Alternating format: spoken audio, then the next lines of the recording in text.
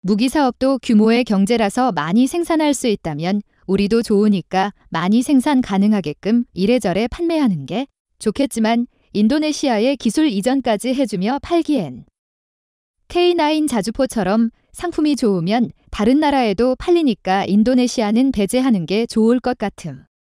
다음은 오늘 주제에 대한 주요 내용입니다. 굉장히 충격적인 소식이 전해졌습니다. 바로 인도네시아 정부가 자국민들을 속였던 사실이 드러났기 때문입니다.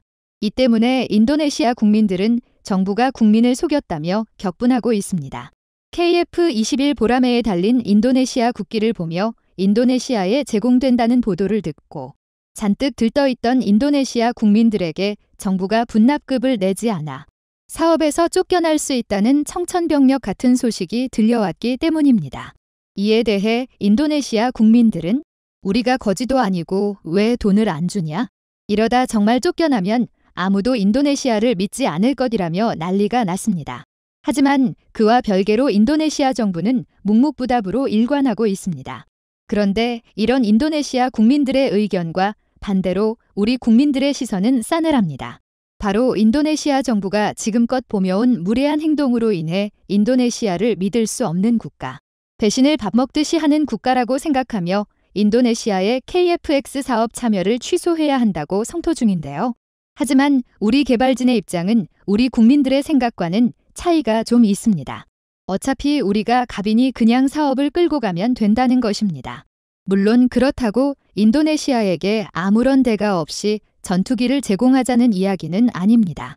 만약 인도네시아가 끝까지 분담금을 내지 않는다면 인도네시아가 이미 납부한 2천억 원을 그냥 기부받은 셈치고 인도네시아를 퇴출하면 괜히 인도네시아의 마음을 바꿔 사업에 합류하도록 하는 게 우리에게 이득이라는 것입니다.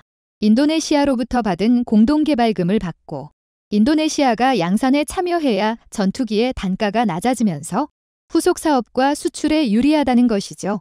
하지만 이에 대한 반발도 많습니다. 아무리 돈이 궁해도 그렇지. 믿을 수 없는 인도네시아에게 우리 기술을 전수하는 게 말이 되느냐는 것인데요.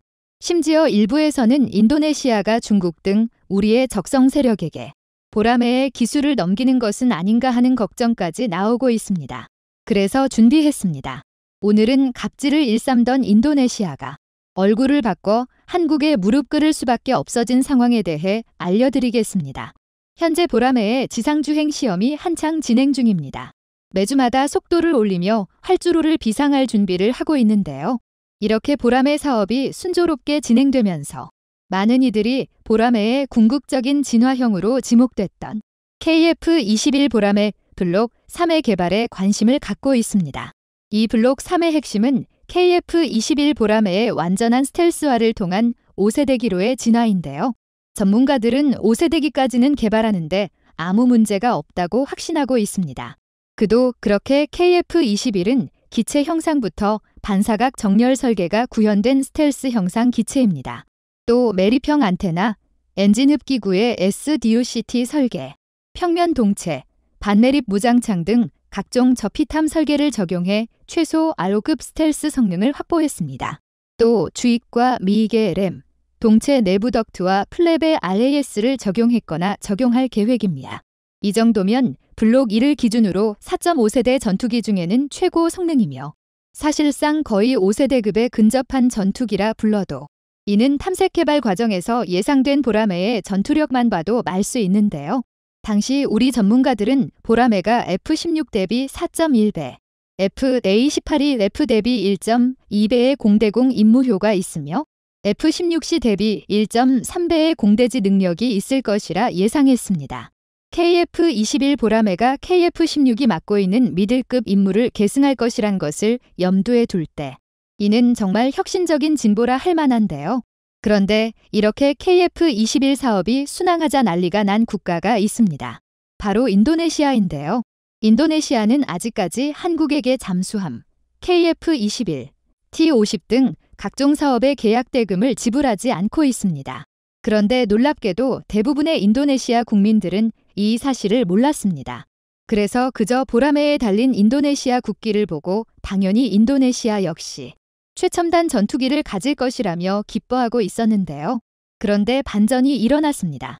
지난 시험 비행 공개 인터뷰에서 우리 관계자의 발언에 인도네시아 전체가 뒤집힌 것입니다. 인도네시아가 계속 분담금을 내지 않는다면 시제기를 제공하지 않을 수 있다라고 말한 것이 인도네시아 언론을 통해 인도네시아 국내에 알려진 것입니다. 이에 인도네시아 국민들이 격분 중입니다. 우리는 잘 모르는 사실이지만 인도네시아인들은 자국에 대한 자부심이 굉장합니다. 막대한 자원과 인구를 바탕으로 동남아 최대의 대국이라 자부하는데요. 심지어 중국의 위협도 무시하며 인도네시아 해상을 침범한 중국 어선들을 거리낌 없이 폭파할 정도입니다. 그런 인도네시아 국민들에게 고작 돈을 못 내서 사업에서 쫓겨난다는 이야기는 굉장히 수치스러운 이야기였습니다. 이로 인해 인도네시아에서 큰 논란이 일고 있는데요. 이에 따라 인도네시아 정부에게 분담금을 서둘러 납부하라는 인도네시아 국민들의 항의가 쏟아지고 있습니다. 하지만 인도네시아 정부는 한국으로부터 단 하나의 기술이라도 더 받겠다며 자존심 싸움을 걸고 있는데요. 그도 그럴 것이 인도네시아 정부가 원했던 KF-X와 지금의 KF-21은 차원이 다른 전투기로 변모했기 때문입니다. 사실 인도네시아가 원했던 것은 독립적인 항공기의 확보였습니다. 지난 수십 년간 인도네시아는 미국과 러시아의 전투기를 번갈아 가며 구입했습니다. 제3세계의 대표 국가로서 자주노선을 걷기 위함이었는데요. 그러나 첨단 무기를 두 국가에 의존하는 이상 완전한 자주노선을 걷는 것은 쉽지 않았습니다. 항상 무슨 일이 터질 때마다 외산 전투기의 유지보수와 차세대 전투기 도입 사업이 그들의 발목을 잡았기 때문인데요. 그래서 인도네시아는 동북아의 기술 강국 한국과 협력해 독자적인 전투기를 확보하고자 했습니다. 하지만 인도네시아의 계획과 달리 KF-21에는 미국 로키드사가 많은 기술 제공을 했습니다. 적절한 성능을 가진 첨단 전투기를 원한 우리 군과 개발진이 미국과 많은 기술 협력을 진행했기 때문입니다. 이로 인해 일부 핵심 장비를 미국이 관리하게 됐는데요. 이렇게 되면 인도네시아 입장에서는 기껏 독자 개발을 시도한 의미가 없어집니다. 문제는 또 있습니다. 바로 우리가 내건 조건인데요. 우리 국민들의 우려와 달리 현명한 우리 기술진은 인도네시아에게 KF-21의 핵심 기술을 제공하지 않았습니다. 그저 현지에서 조립 생산이 가능한 수준의 기본적인 지식만 전수하고 있는데요. 이를 증명하듯 KAI 측 관계자는 현재 KAI 사천 공장에 있는 인도네시아 기술자들 중 항공기를 독자적으로 설계할 수 있는 연구직 엔지니어가 없다고 밝혔습니다. 한마디로 항공기를 제작할 수는 있지만 설계할 줄은 모르는 이들에게 수출한 전투기 부품을 단순 조립할 수 있는 기술만 제공하고 있는 것인데요. 이렇게 되면 인도네시아 입장에서는 기술 습득조차 제대로 하기 어렵습니다. 말 그대로 이름만 기술 이전이지 사실상 조립 생산 하청을 맡는 나라로 전락하게 됩니다. 즉 자신들의 인건비만큼 전투기 단가를 빼준 것이나 다름없는 모양새가 된 것입니다. 이래서야 인도네시아가 원하는 항공 발전을 제대로 할 수가 없는데요. 그래서 인도네시아 정부는 익히 알려진 대로 자신들의 여러 자원을 무기 삼아 KF-21의 단가 하락을 끊임없이 요구하며 한국에게 협박을 시작했습니다. 만약 인도네시아가 사업에 철수하면 해외 수출이 실패한 KF-21의 양산 단가가 오를 것이라며 한국이 자신들에게 더 좋은 조건을 가져오도록 유도한 것입니다. 하지만 무리 개발진은 이런 인도네시아의 꼼수에 넘어가지 않았습니다. 오히려 묵묵히 전투기를 개발하면서 보라매의 시험 비행을 준비했고 보란듯이 KF-21 블록 세개발을 위한 여러 컨퍼런스를 개최했습니다. 그 결과 인도네시아 국민들은 고작 수천억 원을 내지 않고 자국의 명예를 실추시킨 정부를 비판하고 있는 것입니다. 그런데 여기서 인도네시아 정부도 상당히 충격을 먹은 것으로 알려져 있는데요. 사실 그들이 생각했던 것과 달리 KF-21은 인도네시아의 도움 없이 시험 비행을 눈앞에 두고 있기 때문입니다. 이 때문에 인도네시아 정부가 굉장히 난처해졌습니다. 사업을 그대로 받아들이자니 자신들의 패배가 너무 분명하고 사업을 파투내자니 자국 전투기를 갖는 꿈이 날아가기 때문인데요. 사실 인도네시아 입장에서는 한국만한 파트너가 없습니다. 국제 정세에서 비교적 중립적인 위치에 있으면서 우수한 기술을 보유하고 있고 합리적인 금액만 제시하면 기본적인 기술을 제공할 수 있는 신뢰할 만한 파트너는 세계에서 대한민국이 유일하기 때문입니다.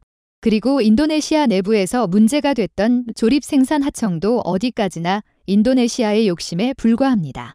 사실 인도네시아가 우리 대한민국을 너무 쉽게 생각한 게 있는데요.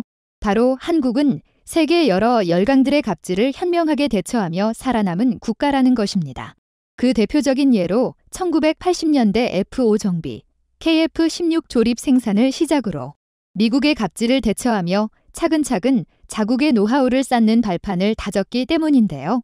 실제로 지금 당장 우리 기술진이 인도네시아에게 ASA 기술을 이전한들 인도네시아가 이를 바탕으로 제대로 된 양품을 만들 가능성은 전무합니다.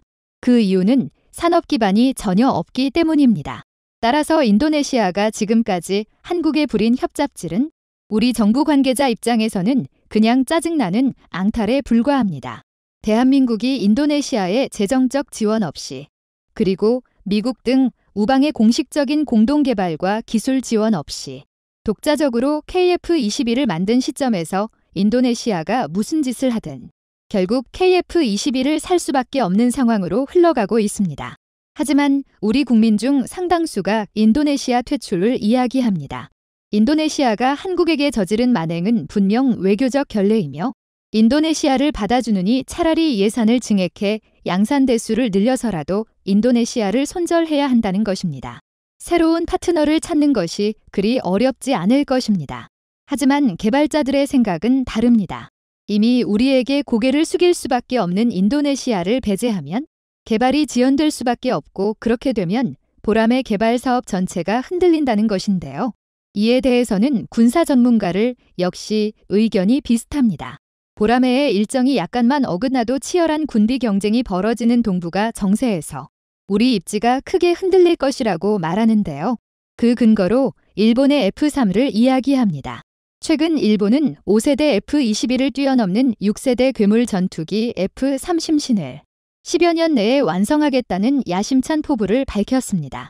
그러면서 강력한 차세대 엔진인 F-9를 공개했는데요. 하지만 이에 대해 많은 이들이 의문을 표했습니다. 아무리 엔진이 뛰어난들 F-2 사업을 처참히 실패한 데다 5세대기를 개발한 경험도 없는 일본이 곧바로 6세대기를 개발할 수 있겠냐는 것이었는데요. 그런데 일본의 노림수가 있습니다.